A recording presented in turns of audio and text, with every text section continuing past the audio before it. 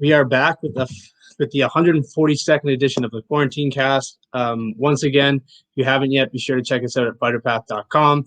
And I'm really excited for this one. I have a new guest. Usually, I have at this point, I'm having repeat guests. I'm having someone new on this time. It's UFC featherweight, the native psycho, Jordan Griffin. So, without further ado, here he is. Hey, man, how's it going? I'm good. And yourself? Not too bad. So first things first, I mean, the world is crazy right now. Like even a year ago, if people had said like this was going to happen, no one would believe it. So how have you been throughout the pandemic and how have you been holding up? I've been all right. Things are coming together, and I'm happy. I'm like training more regularly.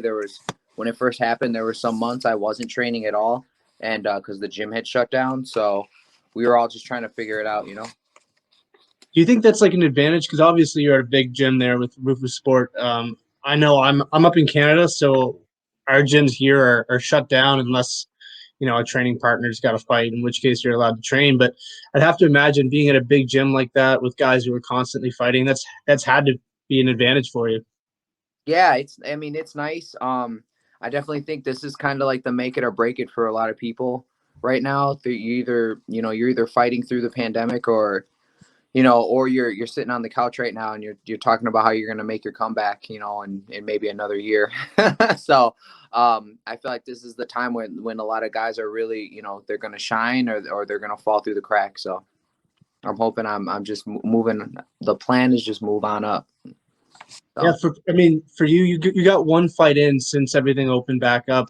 How was training throughout the entire thing? I know you said you had some months off, but does that kind of play a factor into taking this fight? I mean, obviously things aren't ideal, but they aren't ideal for anybody. So was there any hesitation to take this fight? No, I've been looking for a fight. I just think I just had to change a lot of stuff up. And I think the pandemic's really, again, it's just had its hardships on everybody, including myself outside of the cage. But I'm feeling positive and I feel really good going into this next fight. I've been training and sparring a lot more, and I changed a couple things up, and it's just about making weight and showing up to bang. I don't know if you want to go in a whole lot of detail there, but you said you changed some things up. What exactly was changed up? Is that something you're willing to touch on, or? Yeah, you know what? I got all these belts, man. I look at that. I was King of the Cage belt. What was that? Was it King of the Cage? I think that was something North Dakota Fighting Championships and RLC, and I defended the King of the Cage one like 4 times. But when I was just going, I was just sparring all the time. I was training a lot. I was going 5 rounds, more than 5 rounds, but fighting like 30 35 minutes. Or sparring 30 35 minutes. So I've been trying to spar as much as I can. There's only so much sparring you really can do, and you don't want to get hurt during training or anything. But I've been really smart about it, changed up my style a little bit as far as like my, takedowns and other little things here and there. And it feels a lot better, because before I was like, man, I'm getting too old for this and that.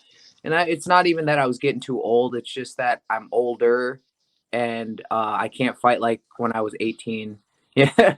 When I was 18 or 20, I can't pick dudes up, and I probably still could pick some dudes up and slam them on their heads, but I can't do it over and over and over again like I used to be able to. So it's really finding that way. I found this new style.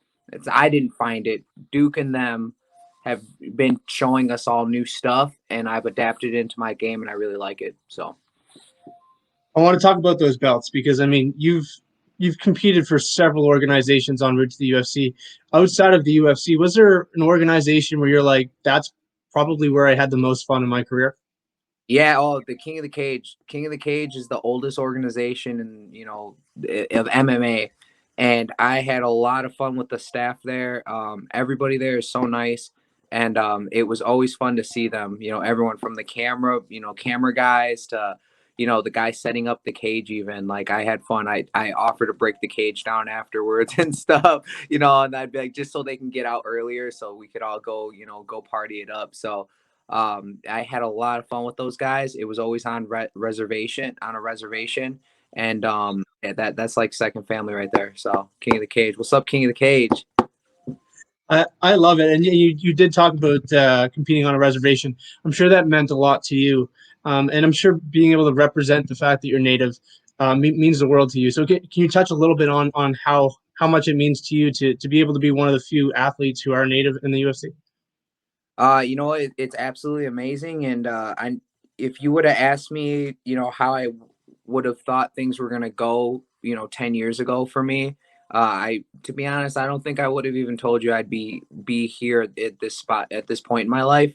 I don't think I would have told you that I had any of those belts or anything, dude. I was 1-3 sleeping on couches and on the east side of Milwaukee, and and I was kind of like down on my luck, and but I turned things around, and you know, I'm 1-3 in the UFC right now, and I really do feel it. I feel like I'm back. I'm back on that couch on the east side, and I'm like, you know what? Like, I have more to show people. So, so I can't wait. Well, if things go the way they did, I mean, you started your MMA debut 1-3, but you went on and won 7 consecutive fights. So hopefully, deja vu comes back and you go on a 7-fight win streak. When you start your career 1-3, I mean, you have to start wondering if this sport is really for you. Were there any doubts that maybe, you know what, this sport may not be for me?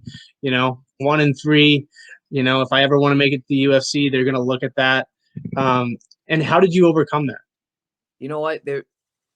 It's so weird. I always felt like I was meant to do some kind of professional sport. Like, I was super into basketball and I did whatever, and then I stopped growing. I for like in like fourth grade, I went from like 4'11" to 5'10" in fourth grade. So like I don't know how I just fucking grew, and I started doing a bunch of basketball and competing and did AAU, and I was like, I'm gonna go to college for basketball, and then I stopped growing, so I was like, fuck, like that went under. And then I started skating, and I competed in skateboarding for a little bit, you know, on the local scene. I competed at like a do tour that came to Milwaukee to, you know, it was like you win and you go out here and this, that.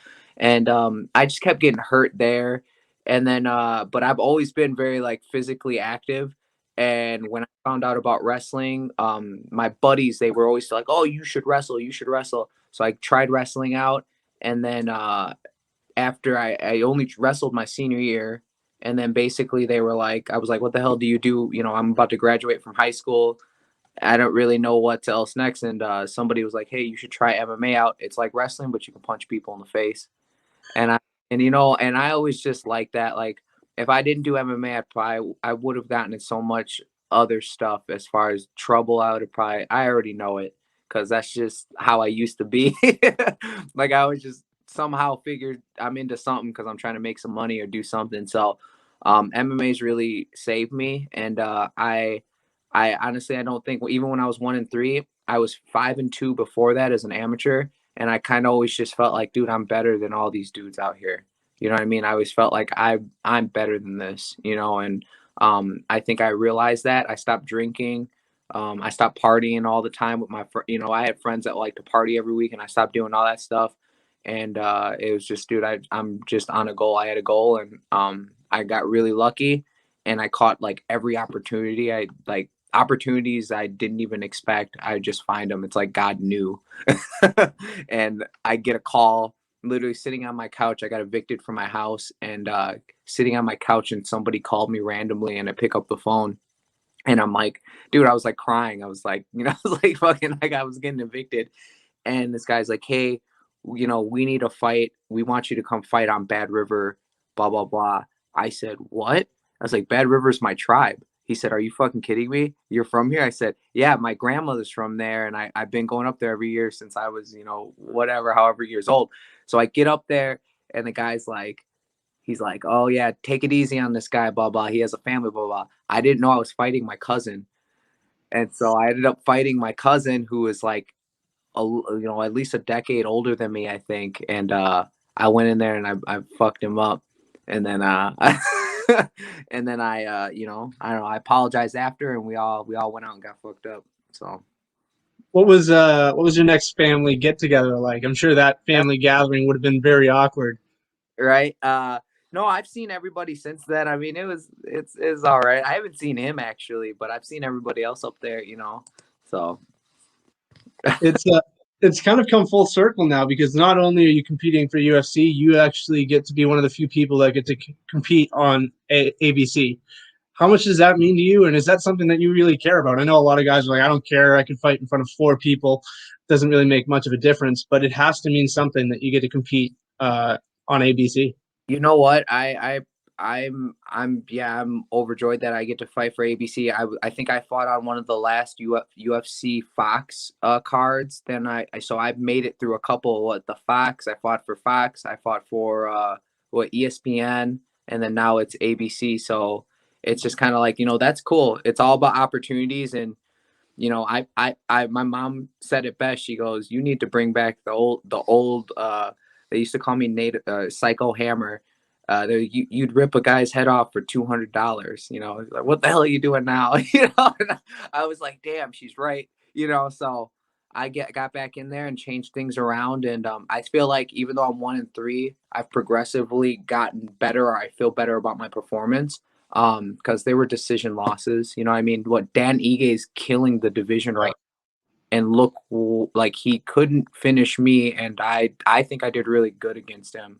So it's just like, I don't know how the hell you got a fucking unanimous decision, but but I was just kind of like, okay, whatever. But he's still killing people, and I feel like once I really get things rolling and I get a couple wins in a row, I'll be right up there with him. So. Yeah, I mean, the Dan Ige fight was very competitive, and Youssef Zalal very competitive. I mean, you've been getting nothing but killers in your 4 UFC fights. That being said, what's your thoughts on Luis Saldana? Oh, Luis Saldana, man. Me and him we're cut from the same cloth. What is he? He's 31. You know what I mean? Look at his record, 14-6. And I can't. That's not even me talking shit. Look at his record. He's 14-6. He's hungry. He's gonna come out. He's gonna come fit. He's gonna come out. He's gonna try to rip my head off. But that's what unfortunately for him, that's what I try to do to everybody. You know what I mean? So it's gonna be who lands first. If he gives me that neck, I'm gonna choke the fuck out of him. You know what I mean? And if he doesn't, he wants to swing, then we can swing. I think Yusuf Salal really pumped a lot of how do you say that? Like, he really got me excited about striking again. And after that fight, because I was like, oh yeah, I'm a striker. Like, you see some of my fights, like, you're like, okay, I like to swing. But when I went with him, I was like, damn, like, it was either, well, I had to cut weight twice too. That was kind of a problem. But excuses besides that, like, there are no excuses. And I was like, I should go back. So I went back to Rufus Sport. I started going to all of the kickboxing classes. And I really started studying kickboxing again, and it's really transferred everything over into my MMA game altogether. And so thanks a lot. I want to talk a little bit about Rufus Sport because obviously one of the elite gyms in all of MMA. You got that mastermind there in Duke Rufus, but you've also got elite training partners. Guy I'm close with, Rafian Stotts, the Pettis brothers, et cetera, et cetera. How significant have they been for your career? Oh man, it's been huge, and I always tell them, like, I'm the product of constant, I'm the proof. I was 1-3, and I went and got my ass beat by Anthony every day for like years, and I came out on top. You know what I mean? So like, I'd like to, I'm the product of what the Pettis brothers teach and what Duke Rufus teaches. And I'm always learning something from those guys. So yeah, it's definitely paid off, and being around, and their influence on everybody in the gym is massive. So I want to ask, I can't go without asking. I mean, another product of Rufus Sport is boxing in a couple months here when Ben Askren boxes Jake Paul. As someone who's seen him train, maybe not as much recently, but as someone who's seen him train in the past, what's your thoughts on both him in boxing and people writing him off? Man, I don't know. I keep telling people I'm going to put money on Ben, to be honest. You got to think, Ben's a champion. Couple losses that he had, the two in his career. He went so long without being defeated, and he's in a multiple organizations. He's been a champion. He's a ONE FC champion. He's a Bellator champion. He went to the UFC. It's just like, that dude is so competitive. He's an Olympian. That dude just he he's gonna go out there and maybe he'll get clubbed up a couple times, but he's gonna dish it. He's gonna dish it out just as good as he gets it. So I really wouldn't count him out, and I think it's a huge payday for anybody that's putting out a lot of money on Ben Askren. So Yeah, I'm surprised that he's like everyone seems to be writing him off, and I'm like, I understand it's boxing, but man, the guy's been competing since he was a kid, and when you have that sort of mentality, it's different. Jake Paul's never had the adversity inside of a cage, as far as I know. So it's interesting. Tried to fight anybody in MMA, to be honest. Like he because that dude's, I guess, a wrestler too. So I'm kind of surprised he hasn't tried to like fight anybody or at least call Ben Askren out for an MMA fight and like have that in the UFC or have that somewhere. Like I think that would have been something that I would have liked to watch, but he thinks he's playing to Ben's weaknesses. Hey, Ben won all those fights against strikers and everything and didn't get banged up in any of those fights. Why? Because his boxing, his striking defense is actually really good. Yeah. So it's just kind of like he beat Douglas Lima. Looking back, that's crazy. That's ridiculous to think of now. So it's an interesting fight for sure. Yeah, for sure. Yeah, and yeah, Lima and the Lima brothers, they're like known for striking. You know what I mean? And he beat Lima twice. I'm not sure about twice. I know he beat him. Was it? I'm not sure. Still, he did it, and he did it in good fashion. So, all right, I'll ask you a couple more questions, and I'll let you go. There's a big title fight in your division coming up, and I couldn't go without asking you your prediction for that one: Brian Ortega versus Alexander Volkanovski. Who do you have winning that fight? Ortega. I think Ortega. I think that Alex dude, I think he lost. He lost when he fought Holloway. He lost that fight. I don't know what fight they were watching. But I think he lost that fight, and yeah, I think Ortega and Holloway's fight was pretty good. It's just like that fast pace, that boxing, the defense, and Ortega's a jiu-jitsu guy too. And I think that's just the wrestler's kryptonite, is jiu-jitsu. So I feel like with the striking and if Ortega can put it together all the right way, we got a new champion. So. All right, and then we'll end on this. I mean, you've got a big fight coming up. What can people expect on your return? Oh, man. The same answer I have for every fight. Expect a lot of swinging and expect a lot of blood and expect a very exciting fight. So that's all I really like. I just need to get hit a couple times, and then I usually go do my thing.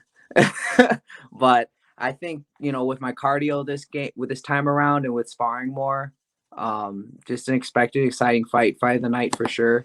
And that's one reason why I was like, man, I really want this fight actually, because this dude's gonna bang with me. And it's going to come out. It's going to be an exciting fight. One of us are going to drop, and I for sure going to be him. So.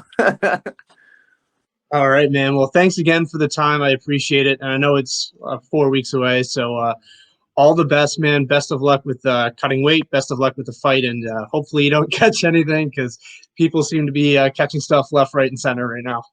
I would, man. Oh, my God. Yeah, I got a little cold a couple weeks ago, and I was like, God damn it. So I started loading up on the vitamin C and shit, and now I feel good again. So I'm like, oh my God.